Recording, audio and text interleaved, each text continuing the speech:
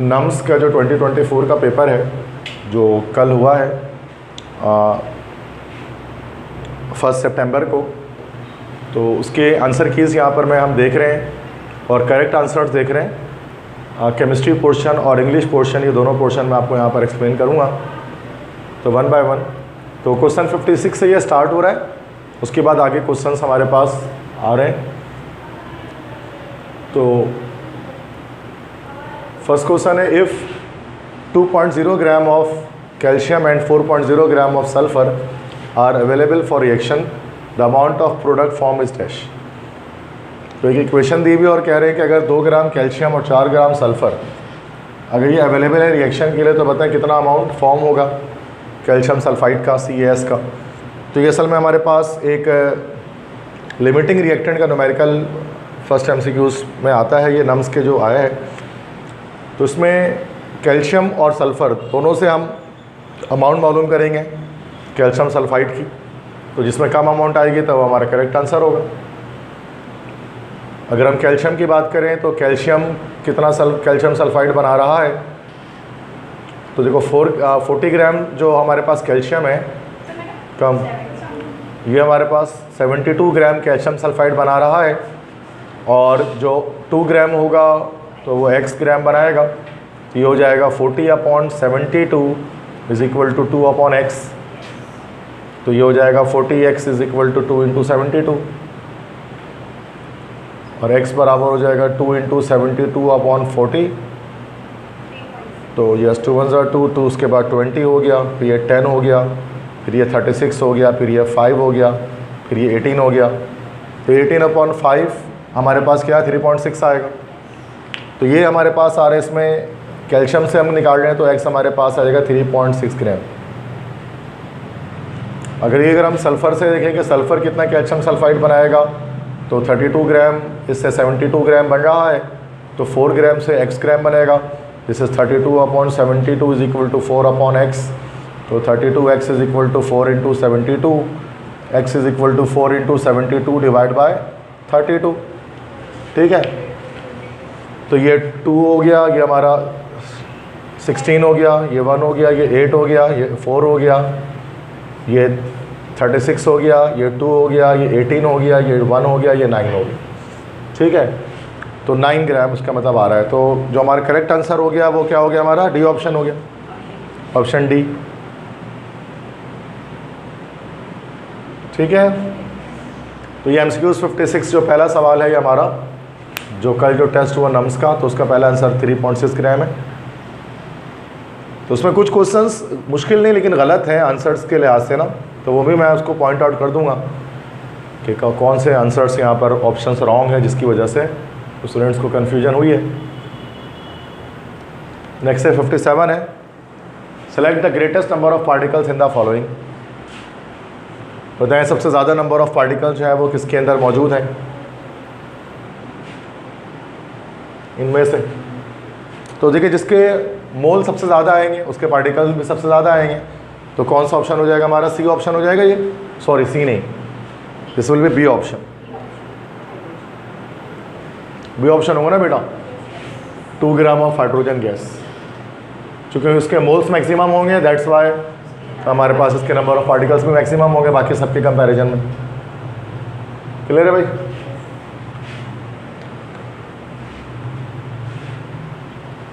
$58 है the value of L for 4p orbitals is dash. तो L value क्या होगी इसकी, एजिमुथल क्वांटम नंबर 1 हो जाएगी, सिंपल। ठीक है, तो इसका हमारा बी ऑप्शन होगा। सही है, सो फार इट इज़ ईजी। तो अभी तक तो कोई मुश्किल नहीं लगा आपको। चंद एक सवाल है, वैसे केमिस्ट्री पोर्शन इतना मुश्किल है भी नहीं, वो बायोलॉजी पोर्शन कह रहे थे कि वो मुश्किल आया है। हाँ, केमिस्ट्री तो शायद नहीं कह रहे, वो तो आसान ही बना है। उसके बाद 59 है, the element having the electronic configuration of noble gas notation this is what. ठीक है, अब तो वो एलिमेंट जिसकी electronic configuration noble gas notation की ये होगी, वो कौन सा एलिमेंट होगा हमारे पास। तो which will be this element.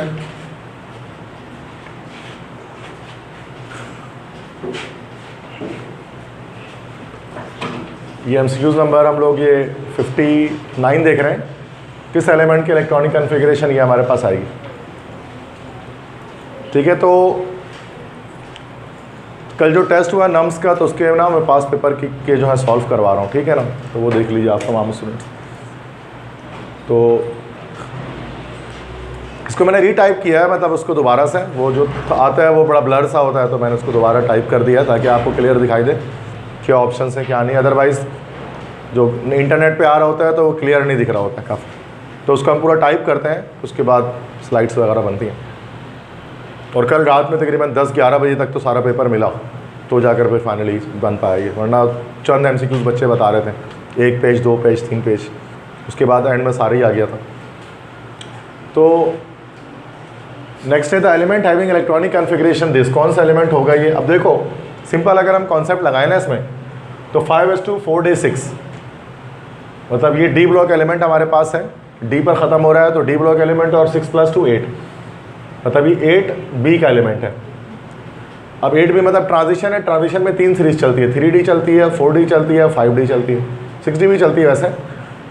तो ये हमारे पास 3D सीरीज़ का जो एलिमेंट इसका पहला होता है दिस इज़ आयरन, उसके नीचे एलिमेंट हमारे पास होता है प्लेडियम, उसके नीचे होता है प्लेटिनम। 3 मशहूर है ये ना, आयरन, प्लेडियम और platinum.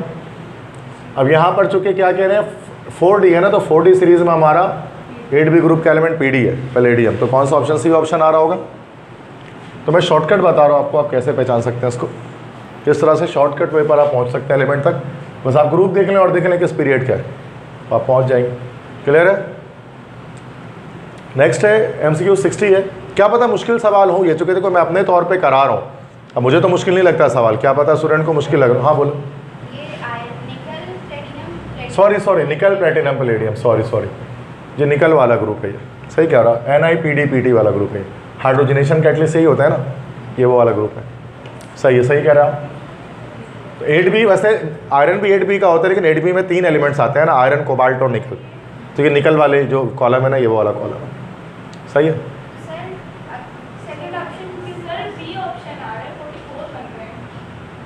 8 okay sorry 8B start वाला ना, आयरन वाला है, सॉरी आयरन के नीचे तो हमारे पास वो नहीं होता, सॉरी ओके आयरन के नीचे प्लेडियम नहीं होता, ओके सही है।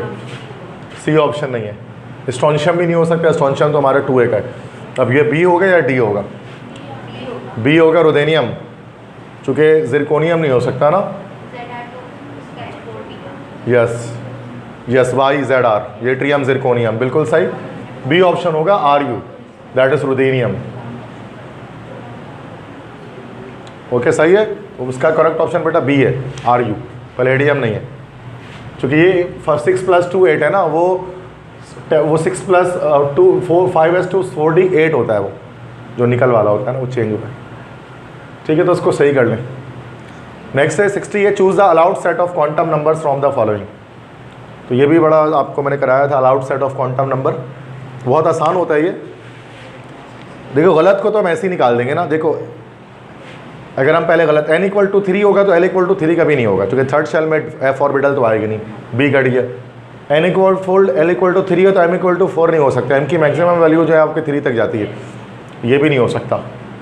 ए ऑप्शन हमारा करेक्ट हो गया कि n की वैल्यू अगर 3 है थर्ड शेल पर, l = 2 मतलब D सब शेल आपका होता है, और ओरिएंटेशन ये हो सकती है, स्पिन क्वांटम नंबर ये भी हो सकता है। तो ए ऑप्शन सही है, तो 60 का ए ऑप्शन करेक्ट हुआ। n = 3, l = 2, m = 0, s = +½ बाकी सबको पता है क्यों गलत हो रहा है ये, ठीक है, तो मसला तो नहीं। तो ये कॉन्सेप्चुअल MCQs हैं, आसान है, इतने मुश्किल नहीं है।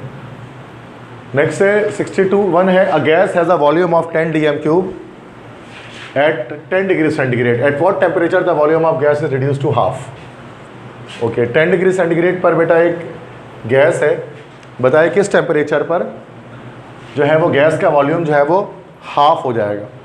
अब 10 डिग्री सेंटीग्रेड है, मतलब ये केल्विन के लिहाज से 273 + 10, ये हमारा 283 हो गया। अब केल्विन के लिहाज से इसको हाफ कर दो, 283 का हाफ कितना हो जाएगा? वैसे पॉइंट में होगा 141 पॉइंट समथिंग, इस तरह से। ऑप्शन सी हो जाएगा यहाँ पर इसका। ठीक है, ऑप्शन सी करेक्ट हो जाएगा। सही है, तो मसला 62 है, the relationship between the absolute temperature and the velocities of gas molecules is given by. अब ये KMT होता है ना, kinetic molecular theory of gases, उसका लास्ट पॉइंट जो न्यू बुक के अकॉर्डिंग, ओल्ड बुक नहीं, तो न्यू बुक के अकॉर्डिंग, ओल्ड बुक में तो ही नहीं था, तो न्यू बुक के अकॉर्डिंग जो लास्ट पॉइंट होता है जिसको हम लोग क्लॉसियस स्टेटमेंट भी कहते हैं, एक साइंटिस्ट था क्लॉसियस जिसने उसको बताया था, तो टेम्परेचर और वेलोसिटी ऑफ गैस मॉलिक्यूल्स में तो किस तरह चारों में से कौन सा रिलेशन होता है पता है किसी को? This will be D option, P equal to 1/3 mc²। तो ये आपने पढ़ा होगा ये न्यू बुक के अंदर। तो ये वेलोसिटी और गैस मॉलिक्यूल्स के बीच का रिलेशनशिप है काइनेटिक मॉलिक्यूलर थ्योरी के अकॉर्डिंग। P से मुराद यहाँ प्रेशर है, V से मुराद वॉल्यूम है, M से मुराद यहाँ पर M क्या होता है? M is mass of one molecule, एक मॉलिक्यूल का जो मास है वो स्मॉल m है। कैपिटल M क्या होता है यहाँ पर? This is total number of molecules, कितने मॉलिक्यूल्स हैं। और C क्या होता है? C क्या होता है? मीन स्क्वायर स्पीड या मीन स्क्वायर वेलोसिटी कहलाता है ना इसको मॉलिक्यूल्स की, मीन स्क्वायर वेलोसिटी फिजिक्स में पढ़ा होगा आपने ऑफ मॉलिक्यूल्स। तो ये इसका डी ऑप्शन हो गया।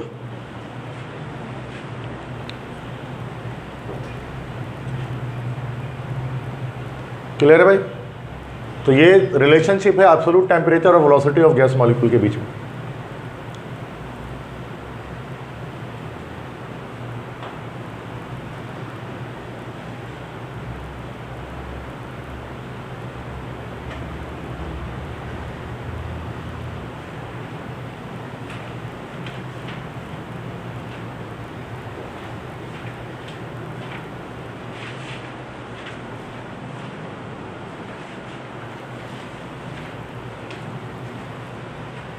न्यू बुक है किसी के पास? नेक्स्ट एमसीक्यूज देखते हैं। 63 है, the maximum polarizability is exhibited in dash. कौन सा जो मॉलिक्यूल है सबसे ज़्यादा पोलर होगा इन चारों में से? ये हमारे पास हेक्सेन है, प्रोपेन है, पेंटेन है और इथेन है। अभी देखो बड़ा आसान कॉन्सेप्ट है, फुली कॉन्सेप्चुअल बात इसमें। आपको पता है कि जब मॉलिक्यूल्स जब अल्केन्स के अंदर जब नंबर ऑफ कार्बन एटम्स में इजाफा होता है तो नॉन पोलर कैरेक्टर बढ़ता है ना, उनका पोलैरिटी कम होती रहती है, नॉन पोलर कैरेक्टर बढ़ता रहता है। तो जितनी छोटी चेन होगी उसकी पोलराइजेबिलिटी उतनी ज़्यादा होगी, और जो बड़ी चेन होगी उसके अंदर पोलराइजेबिलिटी कम होगी, वो सबसे लीस्ट पोलर होगा। तो ये हमारे पास कौन सा ऑप्शन हो जाएगा? D option, C2H6 ethane. Clear है? तो the maximum polarizability exhibited in this, जो सबसे लीस्ट हमारा नॉन पोलर या मोस्ट पोलर कैरेक्टरिस्टिक रखेगा। है सारे नॉन पोलर, लेकिन इन सब में जो मैक्सिमम पोलैरिटी डी में होगी, क्योंकि छोटी चेन है, चेन बढ़ती है तो नॉन पोलर कैरेक्टर बढ़ता है, हमें पता है ये बात। क्लियर है? नेक्स्ट देखिए 64, which of the following compound have any characteristic heat of fusion except dash. तो ये एमसीक्यूज मेरे लिहाज से एमसीक्यूज रॉन्ग है। तो मेरे लिहाज से जहाँ तक मेरी नॉलेज है उसके लिहाज से ये रॉन्ग एमसीक्यूज दिया गया है नम्स के टेस्ट में। अब रीजन में बता दे रहा हूँ क्यों, बाकी वीडियोस भी बना दे रहा हूँ ताकि बच्चे भी समझ सकें कि कौन सा रॉन्ग कौन सा करेक्ट है। तो देखो NaCl, एनी कैरेक्टरिस्टिक मतलब स्पेसिफिक, फिक्स, और हीट ऑफ फ्यूजन मतलब वो अमाउंट ऑफ हीट जिससे जो किसी भी जो है वो सॉलिड को लिक्विड बनाने के लिए चाहिए। मतलब आप इसको मेल्टिंग पॉइंट कह सकते हैं एक हद तक, है ना भाई? मेल्टिंग पॉइंट हम कह लें। तो फिक्स मेल्टिंग पॉइंट आपको पता है, फिक्स या मतलब शार्प मेल्टिंग पॉइंट ये किसकी होती है? क्रिस्टलाइन सॉलिड्स की होती है। अब मामला ये है कि NaCl तो क्रिस्टलाइन है, एल्यूमिनियम ऑक्साइड Al2O3 ये भी क्रिस्टलाइन होता है जो कि आयनिक कंपाउंड है। आयरन ऑक्साइड भी क्रिस्टलाइन होगा, Fe2O3 क्योंकि ये भी आयनिक कंपाउंड है। अब जहाँ तक सिलिकेट की बात है, डी ऑप्शन। अब सिलिकेट हमारे पास दोनों तरह का होता है, सिलिकेट हमारे पास क्रिस्टलाइन भी होता है, सिलिकेट हमारे पास अमरफस भी होता है। अब अमरफस सिलिकेट हमारे पास जैसे कि हम ग्लास कह लें, और क्रिस्टलाइन सिलिकेट जैसे कि हम लोग क्वार्ट्स वगैरह कह लें। यहाँ तो सारे ही इसका मतलब फिक्स मेल्टिंग पॉइंट रख सकते हैं, लेकिन शायद जो नम्स वाले हैं वो सिलिकेट का मतलब ग्लास लेना चाह रहे होंगे, तो उस लिहाज से भी डी ऑप्शन हो सकता है। बट ऐसा ज़रूरी नहीं है कि हर सिलिकेट को जो है ना वो एक वेरिएबल मेल्टिंग पॉइंट हो, जो चूँकि हमारे पास सिलिकेट्स क्रिस्टलाइन नेचर भी रखते हैं, क्वार्ट्स वगैरह जो होते हैं। तो मेरे लिहाज से तो ये MCQs रॉन्ग है, ये देना नहीं चाहिए था, ठीक है, कल के टेस्ट में। तो आगे आ जाते हैं, वही मैं कह रहा हूँ ना कि MCQs को चेक नहीं करते, उसको क्रॉस चेक करना चाहिए ना कि यार क्या MCQs देना है क्या नहीं देना। तो बच्चे कंफ्यूज होते हैं, ऐसे परेशान होते हैं। नेक्स्ट है 65 है, if the external pressure is reduce to half the boiling point of ethanol will be dash. अगर एक्सटर्नल प्रेशर को हाफ करेंगे तो बॉइलिंग पॉइंट क्या होगा इथेनॉल का, वो भी हाफ हो जाएगा, reduce to half, D option सही है। तो मसला समझ में आ गए दोनों MCQs जो बोर्ड पर हैं। 66 है, अब ये MCQs भी रॉन्ग है। 66 there's also one another wrong MCQs in NUMS 2024 कि कह रहे हैं कि iodine is a poor conductor of electricity because of dash. अब देखो जब कोई चीज़ पुअर कंडक्टर इलेक्ट्रिसिटी की होती है ना, तो उस पर उसके शेप से उसका कोई लेना देना नहीं है, स्ट्रक्चर कोई इस तरह से ना उसका लेना देना नहीं है कि वो हमारे पास पुअर कंडक्टर इस वजह से कि फ्री इलेक्ट्रॉन नहीं है। बस यही एक लॉजिक होती है, अगर फ्री इलेक्ट्रॉन नहीं है तो सूरत में क्या होता है हमारे पास कि वो पुअर कंडक्टर। तो इसका स्ट्रक्चर का कोई लेने देने से है नहीं। हाँ, ये सवाल कर सकते थे कि आयोडीन का स्ट्रक्चर कैसा होता है, तो ये सवाल फिर ये ऑप्शन जो है ना वो इस सवाल के हैं कि आयोडीन का स्ट्रक्चर कैसा होता है, तो फिर हम बता सकते हैं। लेकिन पुअर कंडक्टर इससे साबित नहीं होता है, ये सारे ही बैड कंडक्टर और गुड कंडक्टर दोनों हो सकते हैं जो ऑप्शंस में आ रहे हैं, ठीक है। आयोडीन का स्ट्रक्चर अगर हम देखा जाए तो वैसे ऑर्थोरोम्बिक होता है, ऑर्थोरोम्बिक क्रिस्टल होता है। अब ऑर्थोरोम्बिक क्रिस्टल जो अरेंजमेंट उसकी होती है ना वो FCC होती है। FCC किसे कहते हैं, this is face centred cubic structure जो हमारे पास कहलाते हैं। डायग्राम मैंने बनाई है, ये आयोडीन के मॉलिक्यूलर क्रिस्टल है जो I2 आपको मुख्तलिफ जगह पर मिल जाए। तो जो फेस होता है ना बॉक्स का, जो फेस मतलब जो सामने का एरिया होता है वो फेस कहलाता है, जो मिडिल पोर्शन होता है।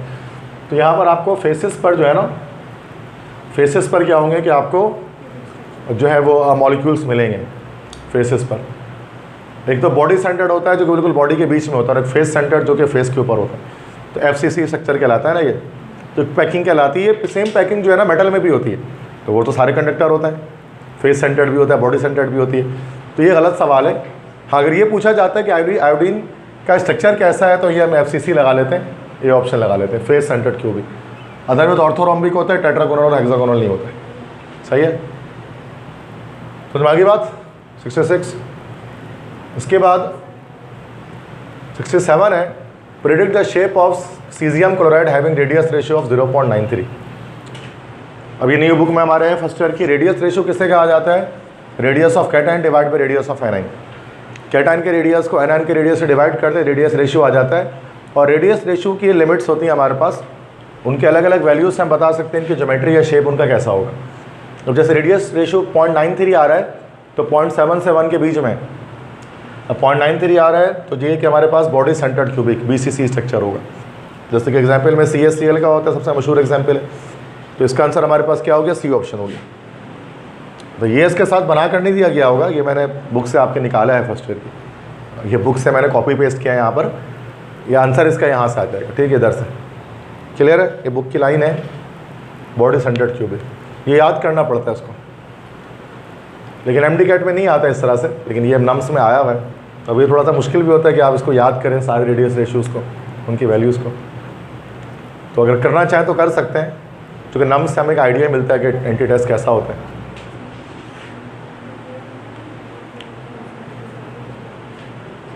समझ में आ गई बात। अब स्ट्रक्चर कैसा होता है वो मैं डिज़ाइन नहीं कर रहा, बॉडी सेंटर्ड फेस सेंटर्ड, वो काफ़ी कॉम्प्लेक्स स्ट्रक्चर होता है।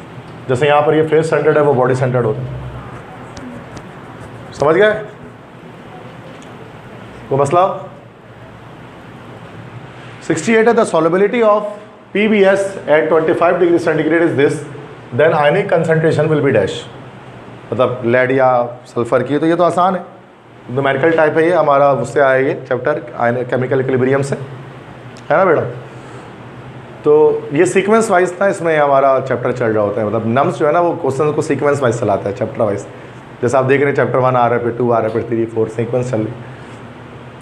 तो PbS जो हमारे पास है लेड सल्फाइड, अभी हमारे किस में ब्रेक हो गया, Pb+2 में और S-2 में ब्रेक हो जाएगा ये।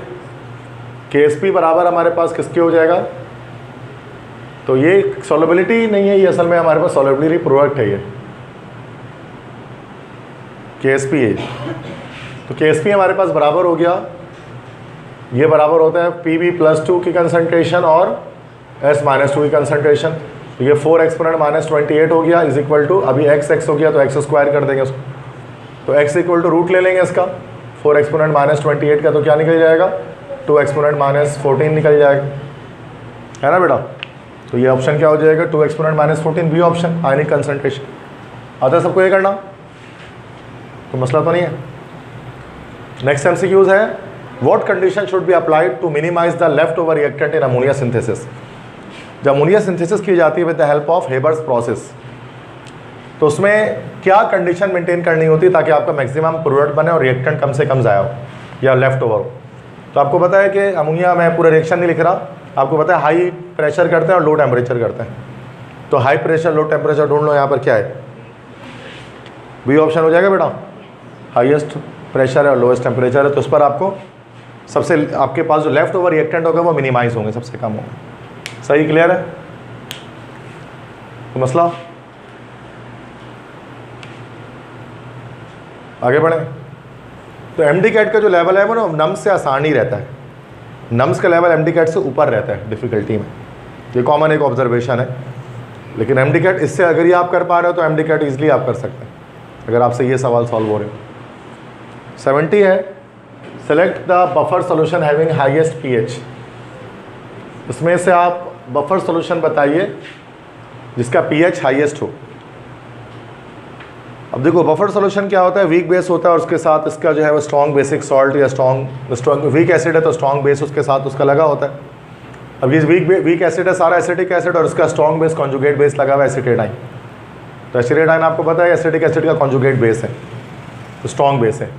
अब देखो ये तो सारे 0.1 मोलर है और ये सारे अलग अलग मोलरिटी हो रही है। आपको हाईएस्ट pH कहा जा रहा है, हाईएस्ट pH का मतलब सबसे ज़्यादा बेसिक कैरेक्टर, जिसका हाईएस्ट pH होगा तो वो क्या होगा, मोस्ट बेसिक होगा, क्योंकि उसके pH की वैल्यू ज़्यादा होगी। तो इसमें मोस्ट बेसिक इन चार, अच्छा वहाँ तो छोड़ दो, इधर देखो सबसे ज़्यादा बेसिसिटी किसकी होगी, जिसकी कंसंट्रेशन सबसे ज़्यादा होगी, जिसकी कंसंट्रेशन सबसे ज़्यादा होगी। तो किसकी कंसंट्रेशन ज़्यादा है एसिटेटाइन में, ABCD में से डी ऑप्शन की ज़्यादा है। तो जो डी ऑप्शन है 0.1 मोलर एसिटिक एसिड और 0.15 मोलर एसिटेटाइन, जब इसका बफर सोल्यूशन आप बनाओगे तो क्या होगा कि हमारे पास जो है वो इसकी हाईएस्ट pH आएगी। हाईएस्ट pH मतलब मोस्ट बेसिक होगा, क्योंकि एसिड तो सब में कांस्टेंट है लेकिन बेस की कंसंट्रेशन चेंज कर रहे हैं ना, तो इसलिए हमें इस तरफ देखना, उस तरफ नहीं देखना। समझ में आ गई बात।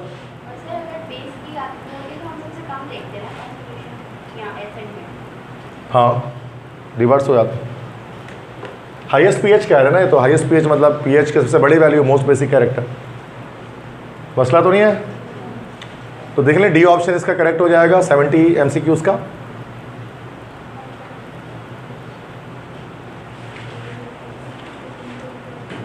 वन है, the formation of hydrogen gas can be increase by reacting with zinc sample with 1 molar HCl solution. Zinc का रिएक्शन जब HCl से कराएंगे तो सबसे ज़्यादा रेट ऑफ रिएक्शन कब होगा, ये हमारा केमिकल काइनेटिक्स है, आपको पता है कि यस बताओ पाउडर्ड फॉर्म में, यस ये डी ऑप्शन होगा। 1 ग्राम पाउडर अगर हम जिंक का इस्तेमाल करेंगे तो रिएक्टिविटी फास्ट होगी बनिस्बत रिबन, पैलेट या रॉड के, क्योंकि जब आपको पता है सरफेस एरिया बढ़ेगा तो स्पीड ऑफ रिएक्शन बढ़ेगी। 72 है, एक फोटोसिंथेसिस रिएक्शन दिया हुआ है और कह रहे हैं कि ऑर्डर ऑफ रिएक्शन बताइए, 0 हो जाएगा जो कि फोटो केमिकल है। समझ गए, ये दोनों हो गए।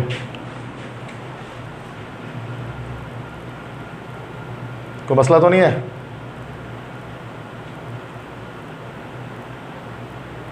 आगे बढ़ते हैं। 73 विच of the following mechanism is consistent with the rate law this.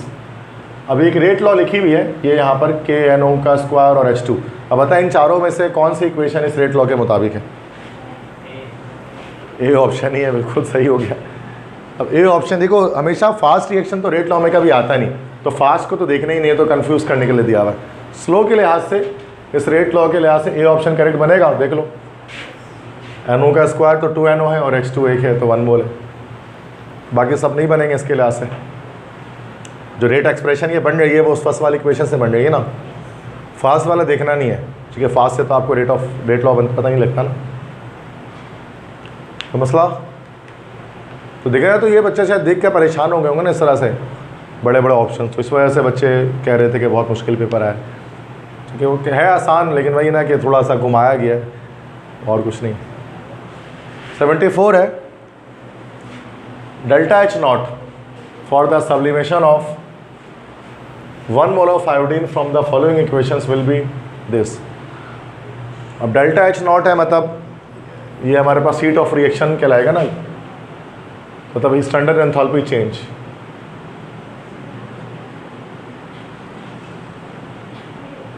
मतलब कितनी अमाउंट ऑफ एनर्जी एब्जॉर्ब या रिलीज हुई during the reaction, that is delta H not.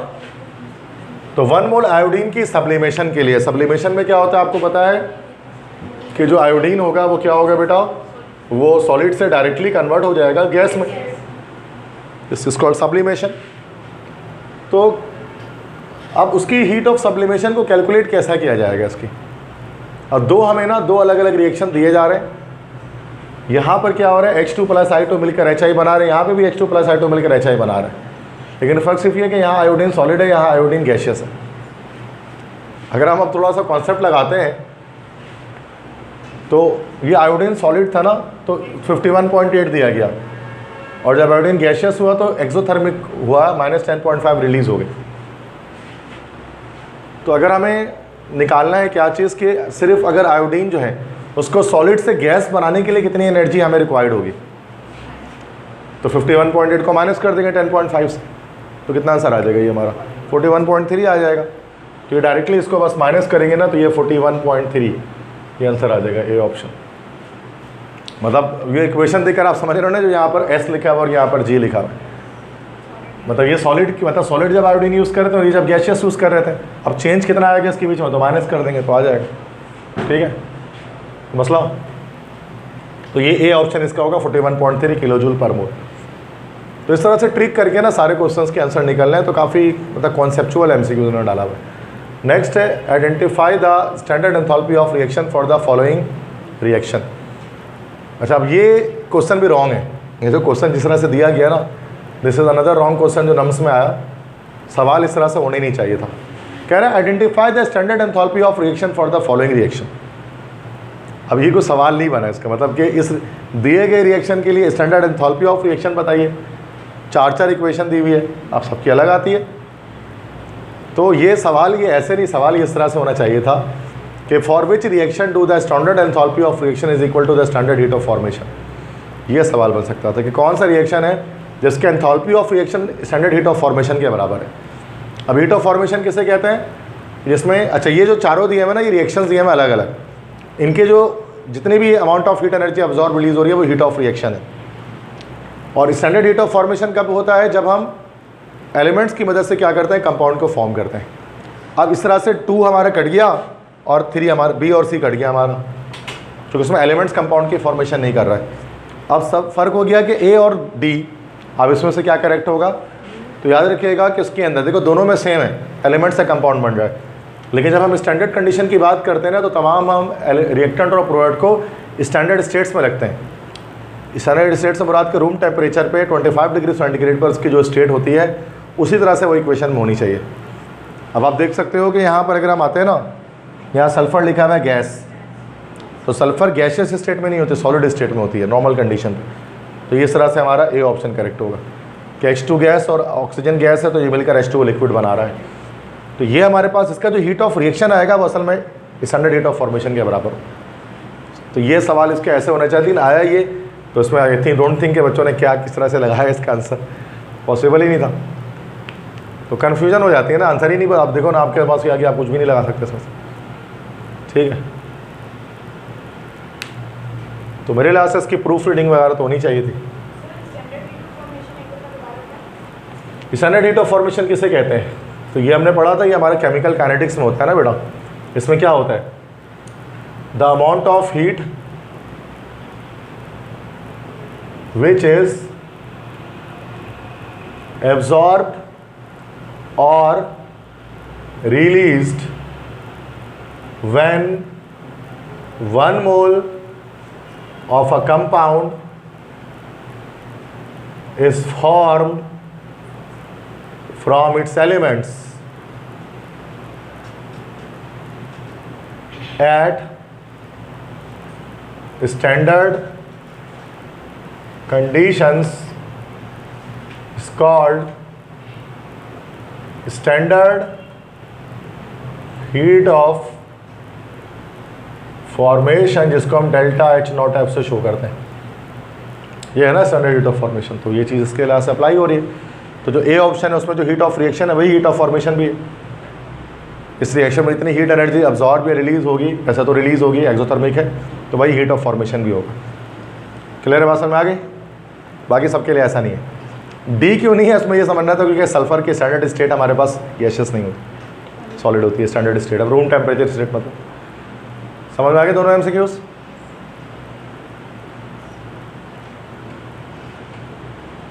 तो एक एक नंबर जो है ना बड़ा कीमती होता है ना, अब इस तरह से नंबर उड़े तो फिर तो जाहिर सी बात है बच्चे का क्या फिर एक स्टूडेंट के पास से।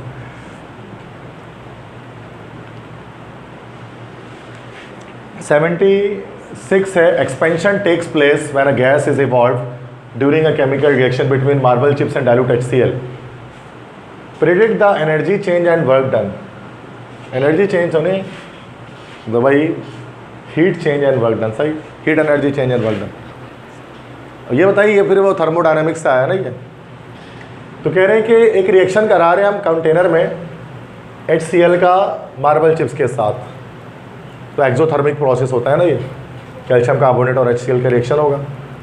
अब इस रिएक्शन में क्या हो रहा है, एक्सपेंशन हो रही है। अब आपको पता है जब पिस्टन ऊपर जाएगा एक्सपेंशन होगी तो वर्क डन कैसा होता है, केमिस्ट्री में नेगेटिव होता है। तो वर्क डन नेगेटिव कहाँ पर है, बस बी में ही है, बाकी तो वर्क डन नेगेटिव कहीं है ही नहीं, तो ये ऑप्शन करेक्ट हो जाएगा, बाकी क्यू पॉजिटिव होगा हमारा। ठीक है, क्लियर है?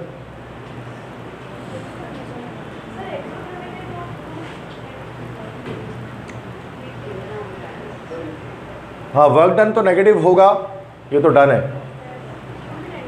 क्यों भी नेगेटिव होगा, चूंकि energy release, heat is added to the system नहीं हो रहा है इसमें।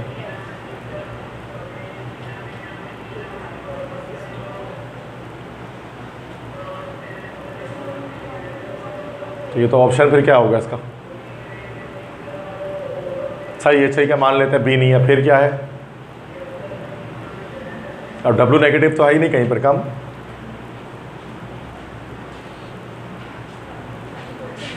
अगर डब्ल्यू पॉजिटिव करें तो, लेकिन यार ये तो उसमें फिजिक्स में होता है डब्ल्यू पॉजिटिव, केमिस्ट्री में तो हम वर्क डन नेगेटिव लिखते हैं एक्सपेंशन पे, तो ये तो मसला हो गया फिर तो। ये क्योंकि क्यू नेगेटिव होगा तो डब्ल्यू भी हमारा नेगेटिव आएगा ना।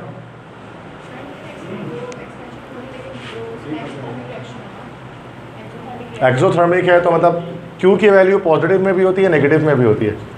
क्यू की वैल्यू पॉजिटिव कब होगी, जब हीट एनर्जी ऐड हो रही होगी सिस्टम में, और नेगेटिव कब होती है, जब हीट एनर्जी रिलीज हो रही होती है। तो इस कंडीशन, इस सिनेरियो में क्या हो रहा है, heat is evolved, heat energy gas, the expansion takes place when a gas is evolved during a chemical reaction between marble chips and HCl, predict the energy change and work done. तो इसमें भी तो wrong options होंगे, इसका मतलब फिर कौन सा ऑप्शन करेक्ट है?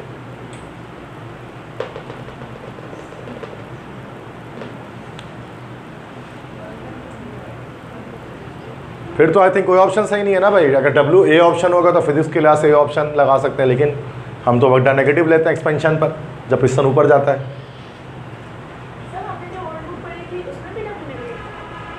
हाँ, तो ये तो फेडरल बोर्ड से बना हुआ है ना ये तो क्या अगर रॉन्ग ऑप्शन लिख दें?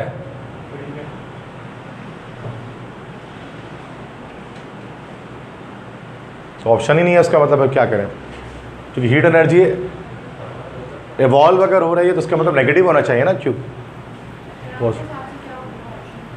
मेरे लिहाज से तो बी भी सही, ए फिजिक्स के लिहाज से ए सही है और केमिस्ट्री के लिहाज से बी 50% सही है।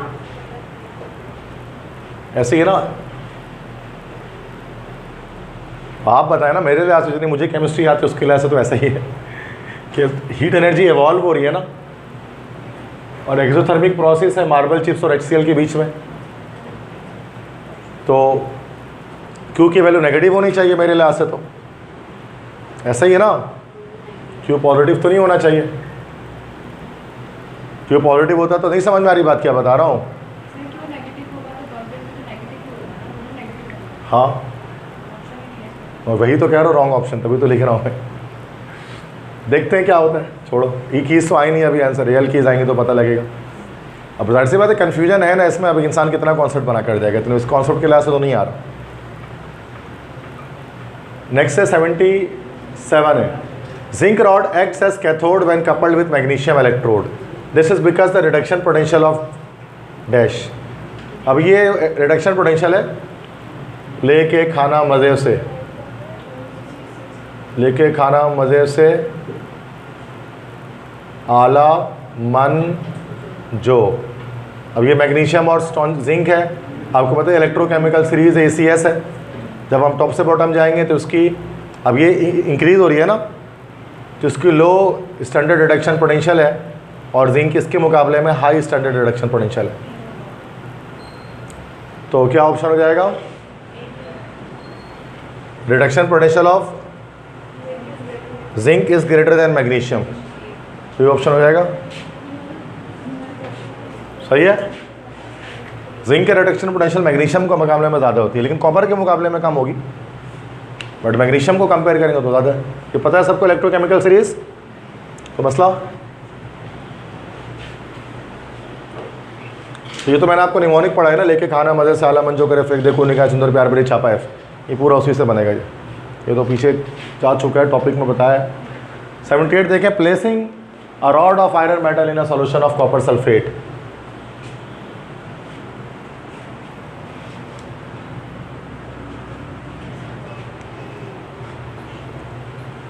कह रहे हैं कि अगर हम एक सॉल्यूशन लेते हैं, उसमें एक रॉड डाल देते हैं आयरन मेटल का। अब ये आयरन मेटल की रॉड है और ये सॉल्यूशन जो है वो कॉपर सल्फेट का है, CuSO4 का है। अब इसमें क्या होगा, आयरन का रिएक्शन जब CuSO4 से करेंगे तो सूरत में क्या होगा, आयरन मोर रिएक्टिव है कॉपर से, तो आयरन सल्फेट बन जाएगा और कॉपर को अलग कर देगा ये, तो क्या हो जाएगा, कॉपर विल बी डिपोजिटेड, ये थोड़ी ना होगा। हाँ, Fe प्रेसिपिटेट आउट नहीं होगा, FeFeSO4 बना लेगा, ये दोनों डिजॉल्व भी नहीं होंगे, तो ये ए ऑप्शन रहेगा ना, कॉपर विल बी डिपोजिटेड। जो कॉपर क्या होगा, मेटल यहाँ पर डिपोजिट होना शुरू हो जाएगा और आयरन यहाँ पर फेरस सल्फेट बनाना शुरू कर देगा। जो मोर रिएक्टिव हमारे पास यहाँ रिएक्टिविटी सीरीज़ के लिहाज से, कि आयरन मोर रिएक्टिव है कॉपर के मुकाबले में इलेक्ट्रोकेमिकल सीरीज़ के लिहाज से, क्लियर है। तो ये ऑप्शन होगा, कॉपर डिपोजिट होना शुरू हो जाएगा इसमें आगे। तो रिएक्टिविटी सीरीज़ कहलाती है वही जो इलेक्ट्रोकेमिकल सीरीज़ है हमारी।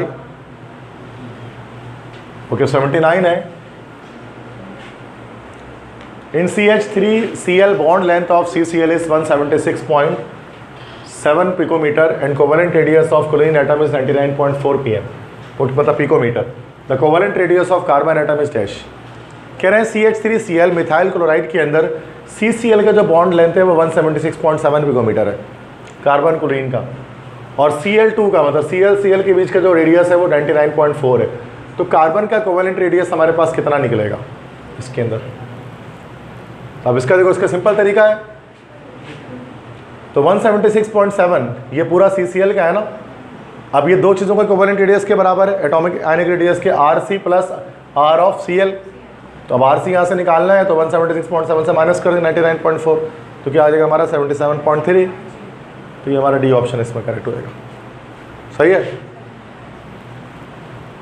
क्लियर है। तो ये मैंने ये सॉल्व किया वाली था भाई, ये मैंने सॉल्व करके डाला है इसमें, मतलब मसला क्या पता देख के लिख देगा, ये लिखा हुआ नहीं होता, राइट पे जो है ना मैं खुद लिखता हूँ, तो आपको सिर्फ ऑप्शंस दिए हुए होते हैं, हिंट विंट थोड़ी ना होता कोई ऐसा।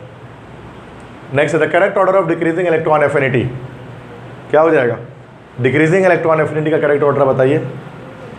तो पता है ना, fluorine fluorine, chlorine, bromine, iodine, astatine, ठीक है। अब ये टॉप से बॉटम जाते हैं तो इलेक्ट्रॉन एफिनिटी हमारे पास आयोनाइजेशन एनर्जी की तरह से डिक्रीज होती है, लेकिन यहाँ पर एबनॉर्मेलिटी होती है F4Cl में, क्लोरीन की ज़्यादा होती है इलेक्ट्रॉन एफिनिटी। तो क्या ऑप्शन हो जाएगा? बी ऑप्शन हो जाएगा, सही है। तो एक्सेप्शन आता है ना F4Cl में, क्योंकि फ्लोरीन के जो एटॉमिक साइज कम होता है तो रिपल्जन ऑफ इलेक्ट्रॉन होती है, तो इलेक्ट्रॉन को रिपल करता है, तो इलेक्ट्रॉन एफिनिटी Cl की ज़्यादा होती है F के मुकाबले। पढ़ा था नहीं हमने SP ब्लॉक। तो मसला 81 है, predict the highest bond energy of the following single bond. किस सिंगल बॉन्ड की एनर्जी हमारे पास बॉन्ड एनर्जी हाईएस्ट होगी, जिसका डिफरेंस ऑफ इलेक्ट्रोनेगेटिविटी मैक्सिमम होगा। मैक्सिमम किस में आएगा डिफरेंस? सी में आएगा, CO में, कार्बन ऑक्सीजन का बॉन्ड। तो इसकी बॉन्ड एनर्जी हाईएस्ट होगी, चूंकि ये बॉन्ड सबसे ज़्यादा पोलर होगा। समझ में आ गई? तो 81 MCQs का आंसर सी है। इसके आंसर कीज़ में बता रहा हूँ, ठीक है। ऑफिशियल कीज़ जब आएगी तो देखेंगे, अभी तो फिलहाल यही है unofficial. 82 identify the type of hybridisation of nitrogen in the following molecule. अभी डायजोनियम एक सॉल्ट है बेंजीन का, तो इसमें नाइट्रोजन की क्या है इलेक्ट्रॉनिक कॉन्फिगर, वो हाइब्रिड sp हो जाएगी, चूँकि ट्रिपल बॉन्ड है। ये ऑप्शन है, दोनों नाइट्रोजन यहाँ पर हमारा sp हाइब्रिडाइज है। ये डायजोनियम सॉल्ट कहलाता है ना ये। तो मसला 83 है, कंपाउंड दिस, अच्छा सॉरी एक रिएक्शन लिखा हुआ है। Compound X plus sodium carbonate बना compound Y plus CO2 plus H2O। The compound Y is dash. कह रहे कंपाउंड X है, उसका रिएक्शन सोडियम कार्बोनेट से कर रहे हैं, तो compound Y plus CO2 plus water, मतलब X जो कंपाउंड है वो हमारे पास कोई एसिड है। जैसे अगर हम कोई एसिड लेते हैं ना, लाइक कोई भी एसिड ले लेते हैं, HCl ही ले लेते हैं, तो सोडियम कार्बोनेट से जब इसके रिएक्शन करेंगे तो पहले हमारे पास एक सॉल्ट बनेगा NaCl plus CO2 plus H2, ऐसे ही ना। तो हमें यहाँ पर कंपाउंड X में हमें कोई एसिड चाहिए, तो इनमें से एसिड कौन सा इन चारों में से? कार्बोक्सिलिक कहाँ है? डी ऑप्शन में है। सी में कहाँ है बेटा? डी में है ना, दिस इज कार्बोक्सिलिक। तो इसके रिएक्शन जब कराएंगे सोडियम कार्बोनेट से तो ये हमारा सॉल्ट बना देगा। अच्छा आपसे इस समय भी कंपाउंड Y पूछ रहा है, कंपाउंड X क्या पूछ रहा है? यस सही, हाँ बिल्कुल सही कह रहा हूँ, सॉल्ट ना।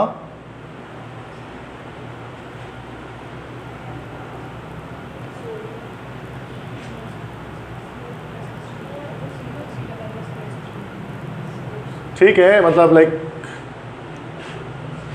कोई एसिडिक एसिड जैसे हम ले लेते हैं, लेकिन इसमें कंपाउंड तो Y तो ये नहीं बनेगा, वो तो एसीटेट बनेगा ना। कोई देखो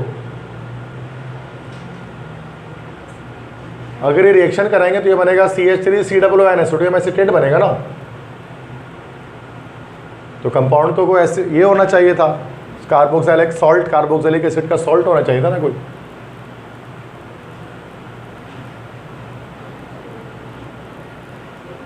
एस्टर क्यों बनेगा? ये तो एस्टर है ना, this is ester. Compound X, या तो कंपाउंड X पूछना चाहिए था, कंपाउंड Y नहीं पूछना चाहिए था। आएगा ही, कुछ भी आप कर लो, उसको आना है, like for the formation of salt. मेरे लिहाज से तो यार ये दोबारा ये भी रॉन्ग क्वेश्चन है भाई। ये कंपाउंड X पूछना ही नहीं था, कंपाउंड X पूछना था तो ये हम D लगा लेते हैं इसमें चुपचाप से। तो Y तो बन ही नहीं सकता, कभी भी कुछ भी कर लो। काफ़ी सारे बंड हैं इस पेपर में भाई, पता नहीं कैसे सॉल्व किया। बच्चों का हाई ब्लड प्रेशर तो हाई हो गया होगा ये सब देख के। एटलीस्ट MCQ पता नहीं है, जो कि ये रियल MCQs हैं जो मैंने टाइप किए हैं, ये रियल MCQs यही आए थे एग्जैक्ट। आप देखो अगर आपके पास PDF है तो यही आया था कल MCQs। अब मेरे लिहाज से तो यही है, और क्या है, क्योंकि फेडरल बोर्ड में मैंने पूरी पढ़ी हुई है, उसके लिहाज से भी यही सब चीज़, और क्या है। क्योंकि हाई नहीं सकता, वाई कंपाउंड में RCOONA आएगा ना कोई, या कोई सोडियम बेस कोई सॉल्ट आएगा, कोई भी सॉल्ट होगा,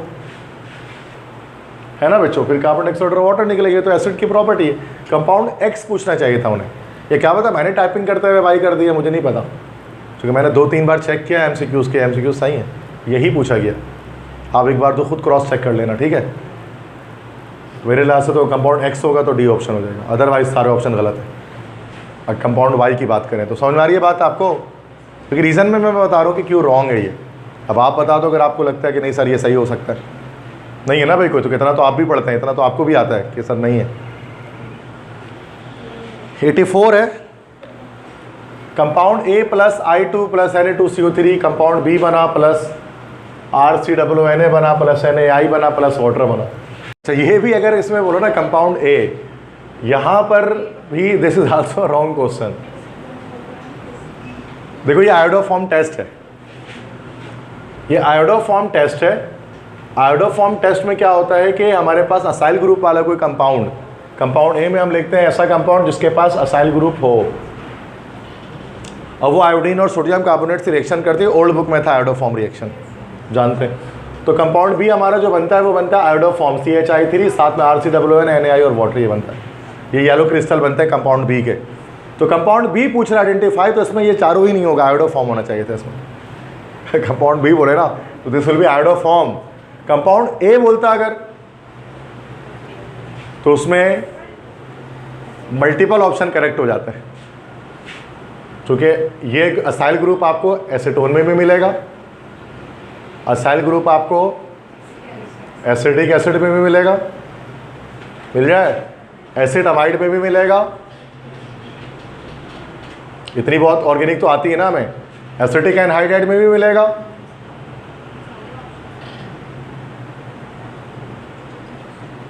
तो अगर ये कंपाउंड बी अगर ए बोलता है ना तो फिर भी ये गलत होता है चारों ऑप्शन, क्योंकि चारों में ही हमारे पास आयोडोफॉर्म टेस्ट पॉजिटिव आ जाएगा। और कंपाउंड बी अगर बोल रहे हैं कंपाउंड बी मालूम करें तो ये तो 100% हमारा CHI3 बनेगा iodoform. This is another wrong question with wrong options.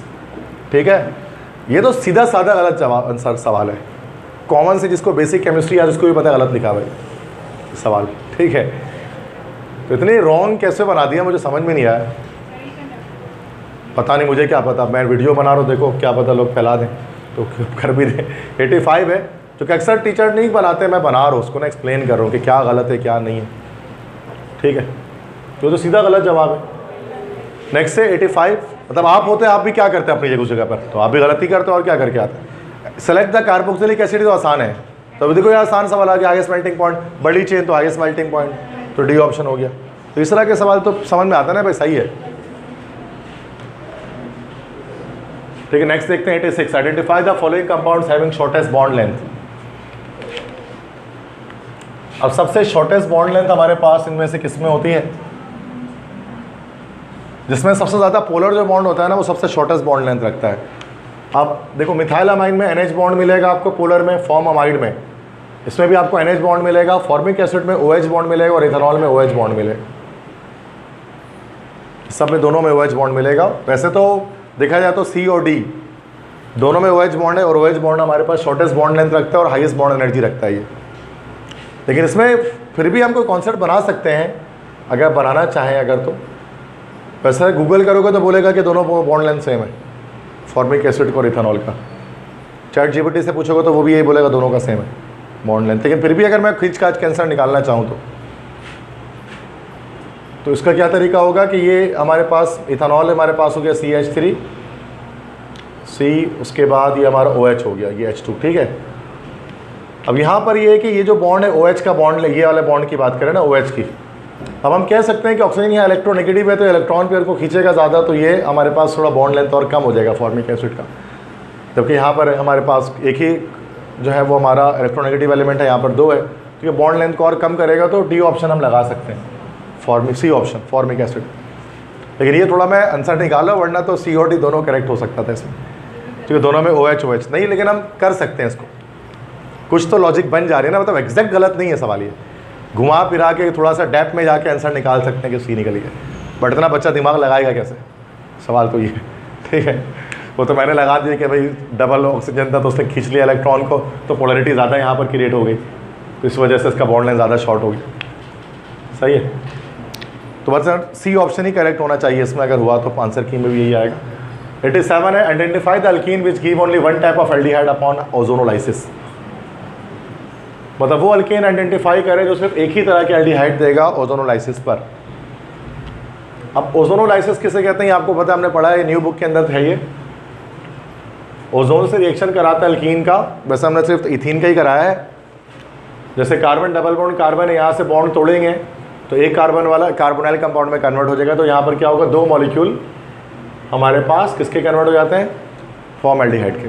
तो जहाँ डबल बॉन्ड है वहाँ से क्लीवेज कर देते हैं ओजोनाइड में, ओजोन से जब रिएक्शन होता है।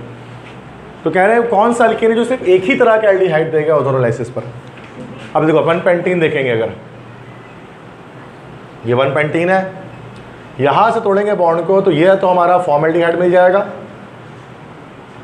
और ये 1 2 3 4 कार्बन वाला मतलब ब्यूटाइल एल्डिहाइड मिल जाएगा। ये दो तरह का एल्डिहाइड दे रहा है तो ए ऑप्शन नहीं होगा। यहाँ से टूटेगा एक एल्डिहाइड ये बनेगा और एक ये बनेगा कार्बोनाइल कंपाउंड। अब देख लो 2-मिथाइल प्रोपीन, 2-मिथाइल प्रोपीन क्या हो गया, ये हो गया 2-मिथाइल प्रोपीन। अब अगर बॉन्ड यहाँ से तोड़ेंगे ना, तो इधर से तो आपका फॉर्मल्डिहाइड मिलेगा और इधर से आपका ना डबल बॉन्ड इधर जुड़ेगा तो ये दो कार्बन इधर, तो ये हमारा एसीटोन मिलेगा। तो उसमें हमारे पास क्या होगा, एक ही तरह का एल्डिहाइड हमारे पास मिल जाएगा जो हमारा फॉर्मल्डिहाइड है। तो बी ऑप्शन करेक्ट होगा। मैं बाकी भी दिखा दे रहा हूँ। 2-ब्यूटीन, अब 2-ब्यूटीन में क्या होगा, 1 2 3 4, यहाँ से बॉन्ड तोड़ोगे तो दो हमें क्या मिल रहा होगा, एसिड। 2-ब्यूटीन है ना,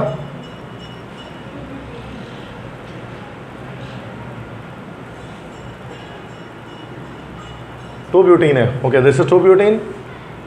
यहाँ से तोड़ेंगे बॉन्ड को अगर तो दो एसिटाल्डिहाइड मिल जाए, ओनली 1 एल्डिहाइड कह सकते थे तो ज़्यादा बेहतर होता। तो ये तो दो, इधर से भी एसिटाल्डिहाइड मिलेगा 2 कार्बन वाला, और इधर दूसरी तरफ से फिर 2 मॉलिक्यूल मिलेंगे एसिटाल्डिहाइड के। यहाँ से अगर बॉन्ड को तोड़ा जाएगा तो 2 इधर से 2 इधर से।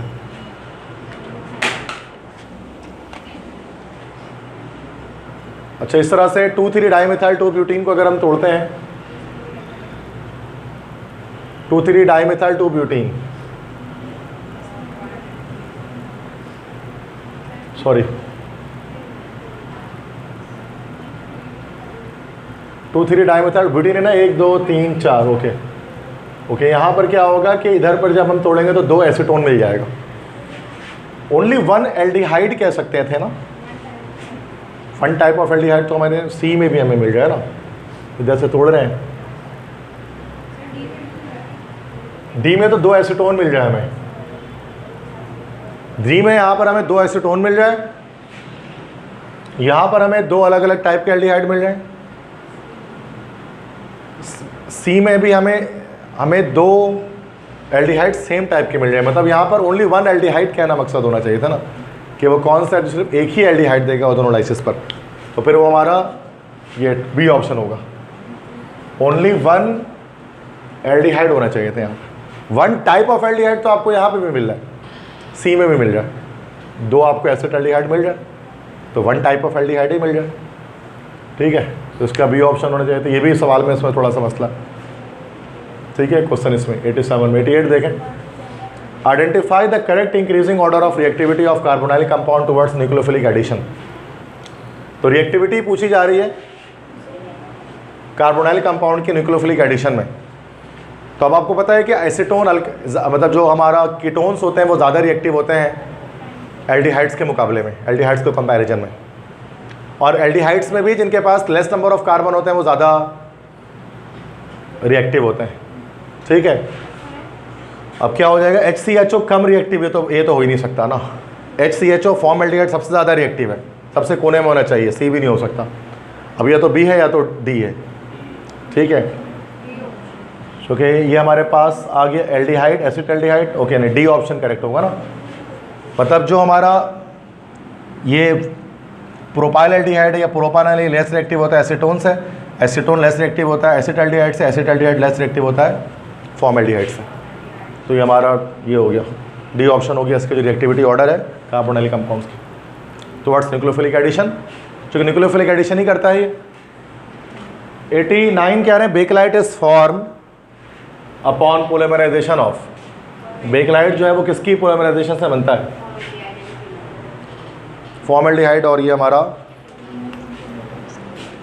ये फिनॉल होता है, ये ऑप्शन हो जाएगा। सही है, क्लियर है, ये तो पढ़ा हुआ है। तो मसला 90 है, the increasing order of reactivity of alcohol towards nucleophile is dash. Order of reactivity of alcohol towards nucleophile. देखो आपको पता है अल्कोहल, मैंने आपको बताया था दो तरह से रिएक्शन करता है। अल्कोहल का अगर अल्कोहल इलेक्ट्रोफाइल से भी रिएक्शन कर जाता है और न्यूक्लियोफाइल से भी कर जाता है। इलेक्ट्रोफाइल से जब रिएक्शन करता है तो उसका बॉन्ड ब्रेक होता है किस तरह से, R+OH- ये बॉन्ड ब्रेक होता है ना, और न्यूक्लियोफाइल से करता है तो H+ और ये OR- ये बॉन्ड ब्रेक होता है। सही है। तो न्यूक्लियोफाइल से जब करता है ना इस तरह से, तो हमारा 3 डिग्री ज़्यादा रिएक्टिव होता है 2 डिग्री से, और 2 डिग्री ज़्यादा रिएक्टिव होता है 1 डिग्री से, और यहाँ उल्टा हो जाता है, या 1 डिग्री मोर रिएक्टिव होता है 2 डिग्री से, 2 डिग्री मोर रिएक्टिव होता है 3 डिग्री से। तो यहाँ पर हमें चूँकि न्यूक्लियोफाइल से रिएक्शन हो रहा है तो उसमें 3 डिग्री ज़्यादा रिएक्टिव है 2 डिग्री से, 2 डिग्री ज़्यादा रिएक्टिव 1 डिग्री से। अब देख लो कौन सा है।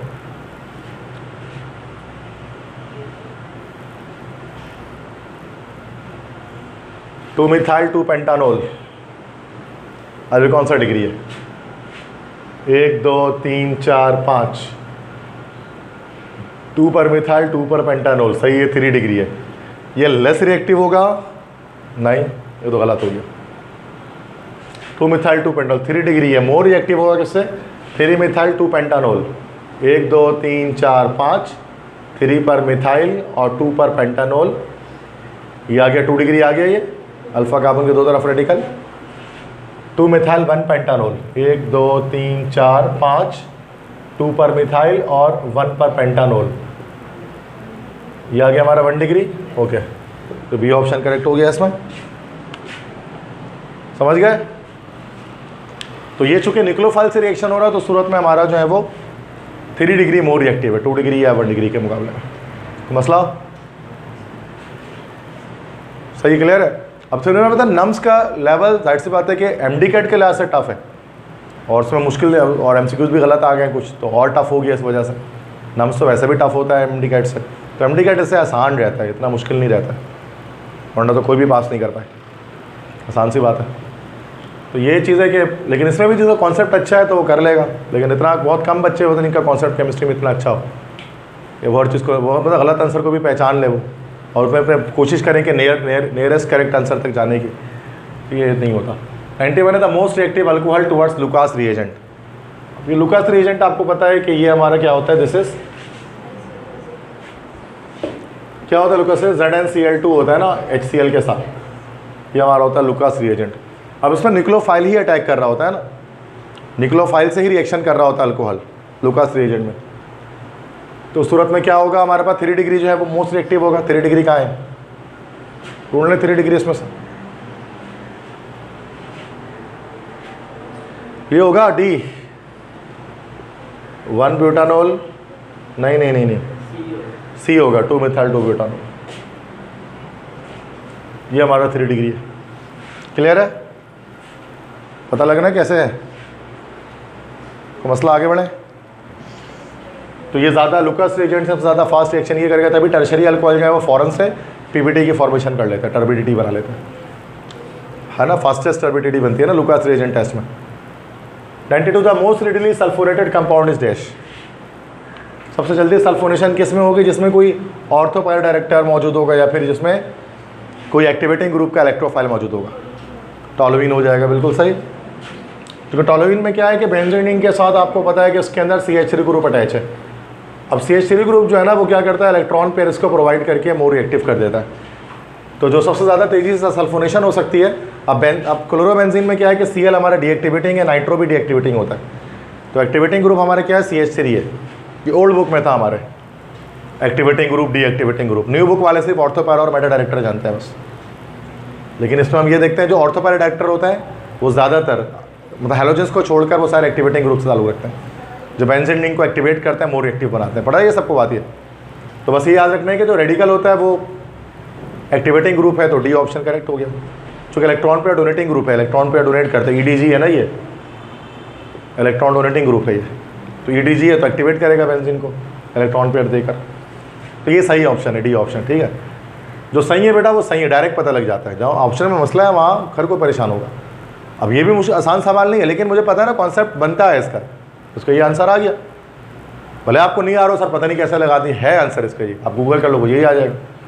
कहने का मकसद लेकिन तरीका है ना, क्योंकि आप जब आंसर पहुँच ही नहीं पा रहे तो मतलब नहीं है वो possible. 93 select the alkyne showing geometrical isomerism. अब देखो सिमेट्रिकल ढूंढ लोगे इसमें, सिमेट्रिकल क्या मतलब वही ना डबल बॉन्ड में, तो पढ़ाया था मैंने आपको ज्योमेट्रिकल आइसोमर किसमें होगा, 3 मिथाइल 1 ब्यूटीन में होगा क्या, 3 मिथाइल 1 ब्यूटीन।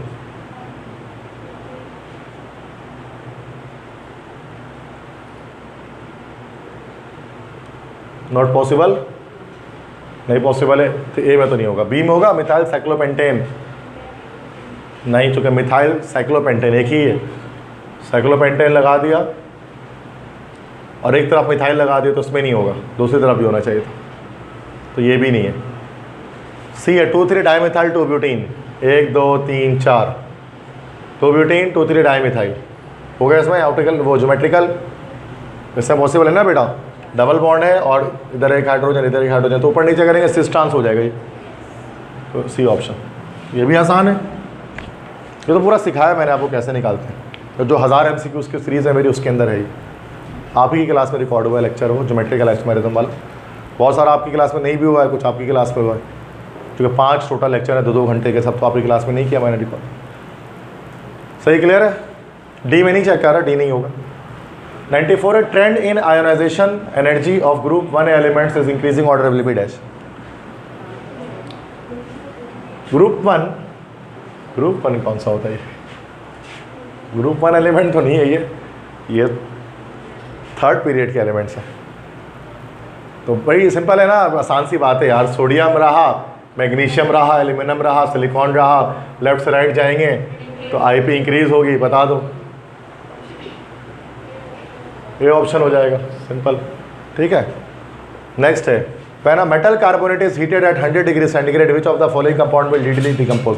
अच्छा ये FTP का, ये हमारा सिंध बोर्ड में है ही नहीं, ये फेडरल टेक्स्ट का है, कार्बोनेट्स की डिकम्पोजिशन जिसमें होती है ना, तो कह रहे हैं कि ये सारे 2A ग्रुप के कार्बोनेट्स हैं, अब बेरिलियम है, मैग्नीशियम है, कैल्शियम है, स्ट्रोंशियम है, ये 4 है ना, बेरिलियम और स्ट्रोंशियम, चलो बेरियम भी है, अब इन सब के कार्बोनेट बन रहे हैं CO3 CO3 CO3। अब देखो जितना टॉप से हम बॉटम जब जाते हैं ना तो उतना टेम्परेचर इंक्रीज होता है डिकम्पोजिशन का, पोलराइजेशन का इफेक्ट इसके अंदर होता है, तो इतना ज़्यादा हम नीचे जाएंगे ना तो उतना ज़्यादा मुश्किल होगा एक कंपाउंड को डिकम्पोज करना, तो ऊपर वाले जो कार्बोनेट्स होते हैं उनको कम टेम्परेचर पे हम लोग डिकम्पोज कर सकते हैं। जैसे हमारा जो BeCO3 है ना, बेरिलियम कार्बोनेट, ये 100 डिग्री सेंटीग्रेड पर कार्बन डाइऑक्साइड में डिकम्पोज हो जाता है, मतलब टूट जाता है ये मॉलिक्यूल। लेकिन यही अगर आपको स्ट्रोंशियम या बेरियम को डिकम्पोज करना हो तो 1000 डिग्री सेंटीग्रेड प्लस आपको टेम्परेचर देना पड़ता है, तो टॉप से बॉटम डिकम्पोजिशन टेम्परेचर हमारा इंक्रीज होता है सही कार्बोनेट्स का, तो यहाँ ऑप्शन क्या हो जाएगा, सी।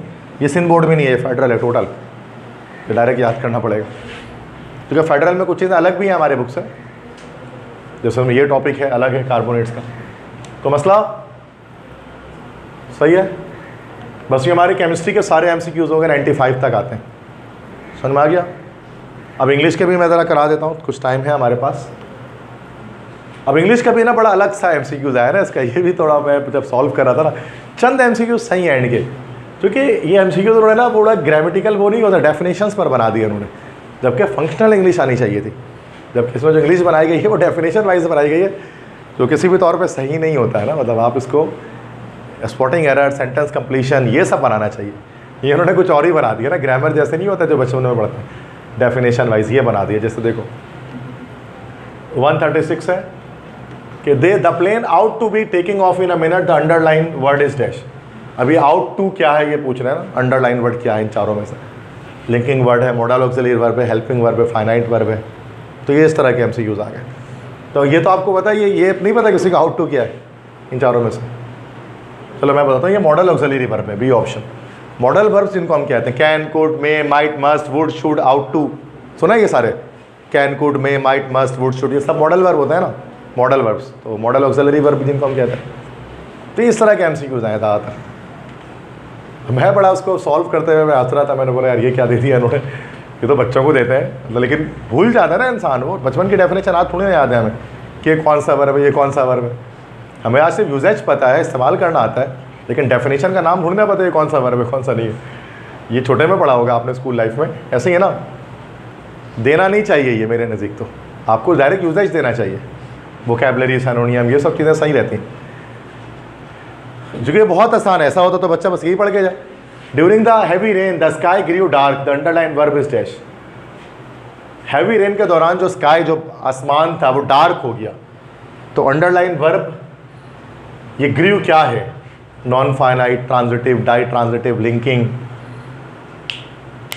अभी तो पहली बार सुन रहे होंगे सर ये कौन कौन सा वर्ब होता है। नॉन फाइनाइट आप कह रहे हो बेटा, नॉन फाइनाइट नहीं होगा। नॉन फाइनाइट वर्ब किसे कहते हैं? जो टू के बाद आता है, जैसे आई वॉन्ट टू गो, ये जो गो है ना, this is called non finite verb. और जो वॉन्ट है ये हमारा फाइनाइट, ये नॉन फाइनाइट है, जो असल में वर्ब नहीं होता सेंटेंस के अंदर। जेरेंट्स वगैरह हो गया तो वो नॉन फाइनाइट वर्ब होता है। तो ए नहीं बोलो। ट्रांजिटिव, ये ट्रांजिटिव भी नहीं है। ट्रांजिटिव वर्ब वो होता है जिसका ऑब्जेक्ट पर कोई इफेक्ट हो, उसको ट्रांजिटिव वर्ब कहते हैं। स्काई ग्रीव डार्क, ये सब्जेक्ट, ये वर्ब, ये ऑब्जेक्ट। अब स्काई का डार्कनेस पे कोई इफेक्ट नहीं है कि आसमान जो है वो सया हो गया, तारीख हो गया। अब ट्रांजिटिव वर्ब क्या है? जैसे आई स्लैप यू, मैं तुम्हें थप्पड़ मारता हूँ, ये ट्रांजिटिव वर्ब है कि तुम डायरेक्टली इस एक्शन को ऑब्जेक्ट रिसीव कर रहा है। और ऑब्जेक्ट एक्शन को रिसीव नहीं करे, डार्कनेस ग्रीव को रिसीव थोड़ी ना कर रहा डायरेक्ट, दैट्स वाई ये ट्रांजिटिव नहीं है। अब 2 बज गया। डी ट्रांजिटिव नहीं, डाई ट्रांजिटिव है, ये डाई ट्रांजिटिव भी नहीं है। डाई ट्रांजिटिव किसे कहते हैं? जिसमें डबल ऑब्जेक्ट होता है। जैसे I tell him a story, ये कहलाता है डाई ट्रांजिटिव। हिम एक ऑब्जेक्ट है और स्टोरी दूसरा ऑब्जेक्ट है।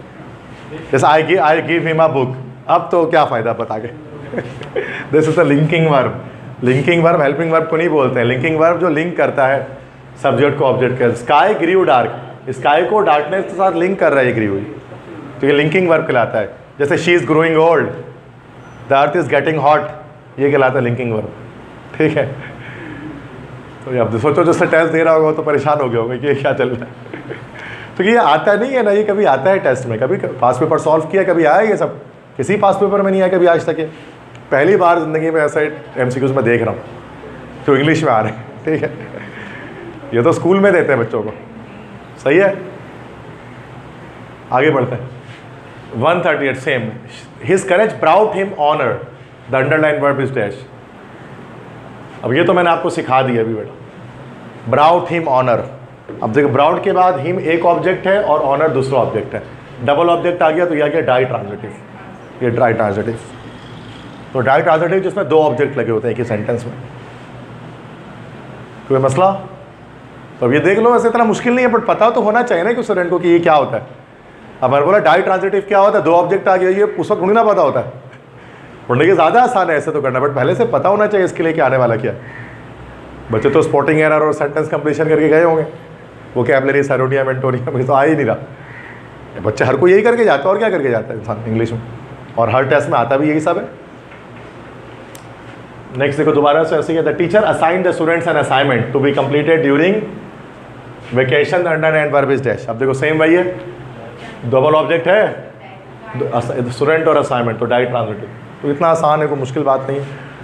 Of 2 evils choose the less, the sentence carries an adjective that is dash. अब देखो of 2 evils choose the less, अगर 2 शैतानी काम आपको करने हो तो वो शैतानी काम करो जिसमें बुराई काम हो, उसका मतलब ये है ना। Of 2 evils choose the less, तो अब यहाँ पर लेस हमारा एडजेक्टिव है ना बेटा, कौन सा एडजेक्टिव है ये बताओ? बड़ा एडजेक्टिव, एक होता है लिटिल, एक होता है लेस, एक होता है least. This is comparative, this is positive, this is comparative, this is तो कंपैरेटिव डिग्री है ना। ये 1-2 क्लास में पढ़ा होगा आप लोगों ने, ये दोबारा से दे दिया उन्होंने। अब याद आ रहा है कुछ बचपन की यादें हैं ये कि लेस यहाँ पे कौन सा कंपैरेटिव, भूल गए ना, मैं नहीं याद ये सब। Positive degree, comparative degree, superlative degree पता होनी चाहिए आपको बेटा इसके। इसलिए बेसिक इंग्लिश ग्रामर सीरीज़ का लेक्चर है, तो वो देखना पड़ेगा इसका मतलब। लेकिन आपको ज़रूरत नहीं है, डाउ में नहीं आएगा ऐसे भाई। ये पहली बार ऐसा टेस्ट हो रहा है जिसमें ये सब आ रहा है, तभी बच्चे इतना परेशान हैं। 141 है, are there any mango tree in this garden, the underline verb is dash. क्या कोई आम के दरख्त है बाग में? एनी क्या है यहाँ पर?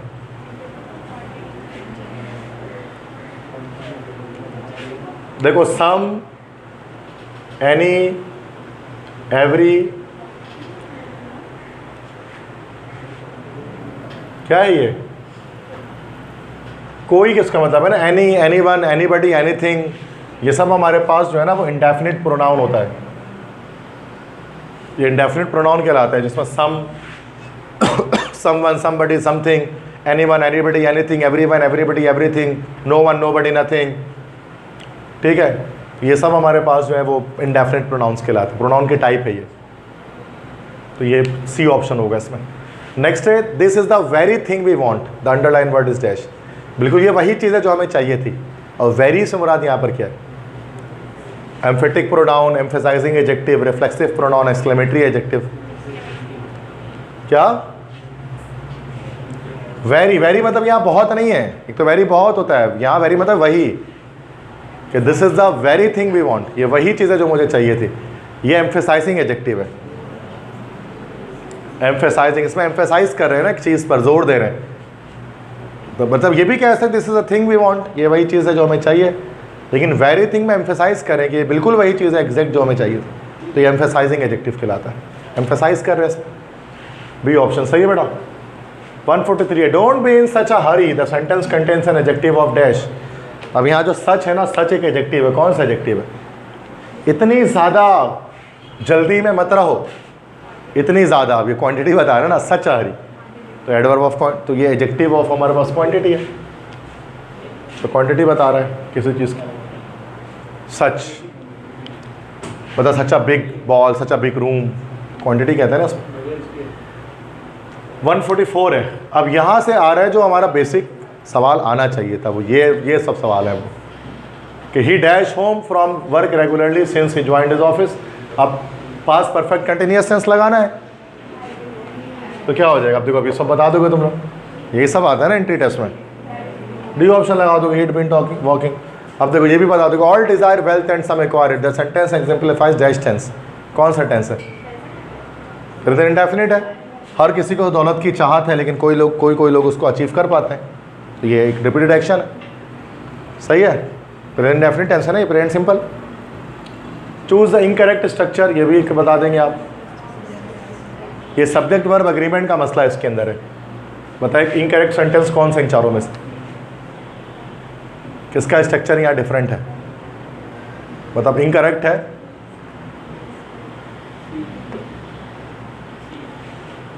क्या कह रहे हो बेटा? इनाम, सी ऑप्शन, ये सी ऑप्शन कह रहे हैं, ये सही कह रहे हैं।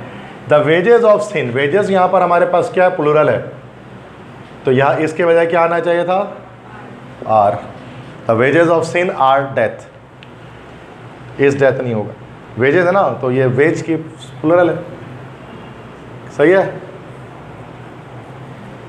मतलब जो गुनाह आप करते हैं उसकी जो उजरत है वो मौत है, क्या मतलब इसका? पता नहीं, होगा कुछ, ठीक है, हमें मतलब से क्या करना है, तो आंसर चाहिए। Okay, 147, if I were a doctor I would serve humanity. कौन सी कंडीशनल सेंटेंस है ये? बोले कौन सा? फर्स्ट, सेकंड, थर्ड, जीरो, या सेकंड कंडीशनल है, टाइप 2 है ना ये। अगर मैं एक डॉक्टर होता तो मैं इंसानियत की मदद करता। वुड आ गया ना, वुड के साथ फर्स्ट फॉर्म आ गया, सेकंड कंडीशनल है। नेक्स्ट है 148 है, choose a correct sentence which is correctly structure. Conditionally यही है, सही बताइए सही स्ट्रक्चर किस में लगा हुआ है कंडीशनल में? ये हमारा थर्ड कंडीशनल है, बताएं थर्ड कंडीशनल सही किस में लगा हुआ है? चूँकि हेड से शुरू हो रहा है, चूँकि जो इफ़ वाला क्लॉज है वो हेड पास्ट परफेक्ट से स्टार्ट हो रहा है। अब आपको पता है रिजल्ट वाला जो क्लॉज है वो would have plus third form या should have plus third form या could have plus third form होगी। क्या आंसर करेक्ट है? ए ऑप्शन हो जाएगा। If we had found him earlier we could have saved his life. अगर हम उसे पहले ढूंढ लेते हैं तो हम उसकी जान बचा पाते। रिग्रेट है ना उसमें, पता है सबको कंडीशनल्स, ठीक है। बस ये हमारे पास कंप्लीट हो गए सारे। तो यही सारे एमसीक्यूज थे इंग्लिश के, और ये केमिस्ट्री के जो नम्स के टेस्ट में हमारे पास आए थे कल जो टेस्ट हुआ है, तो मैंने सोचा कि आज मैं इसको प्रैक्टिस आपको करा दूँ, क्योंकि आप ऐसे नहीं कि आपकी भी मोटिवेशन डाउन हो जाए। तो असल में मसला है कि इसमें कुछ क्वेश्चंस में ही इश्यूज़ हैं, इसकी वजह से ये मुश्किल है, इसकी वजह से ये हमें, मुझे भी मुश्किल लगा, आपको भी लगेगा, चूँकि कुछ क्वेश्चंस में ऑप्शंस में मसला है, इसलिए बहुत सारे बच्चे इसमें शिकायत कर रहे हैं कि पेपर मुश्किल है। टफ नहीं है पेपर में। अब बायो में मुझे नहीं पता क्या किया उन्होंने, केमिस्ट्री में तो मैंने जहाँ जहाँ मसला था वहाँ दिखा दिया। इंग्लिश में मसला नहीं था कहीं, लेकिन बहुत आउट पेपर दिया गया, ऐसा आता नहीं है। ये सब सवाल फिर भी सही हैं, लेकिन जो शुरू के क्वेश्चन गुजरे ग्रामेटिकल वो नहीं देने चाहिए थे उनको। और उसके अलावा इंग्लिश केमिस्ट्री के अंदर जो MCQs में मसला है, ऑप्शंस गलत कर दिए गए हैं या क्वेश्चन ही गलत कर दिया गया है, वो भी जो है वो एक इनजस्टिस है स्टूडेंट्स के साथ, समझ गए। अब मुझे बायो में तो कह रहे हैं कि MBBS लेवल का सवाल दे दिए उठा के, पता नहीं कौन कौन से वो बच्चे बता रहे हैं कि गाइटन की बुक होती है पता नहीं कौन सी ना, एनाटॉमी वगैरह की, उससे उठा के दे दिया। अब जाहिर बच्चा कहाँ से करेगा, इंटर की बुक से भी करना आसान थोड़ी ना होता है, तो MBBS की बुक से दे दिया उन्होंने। बस ये चीज़ थी, बच्चे चाह रहे थे।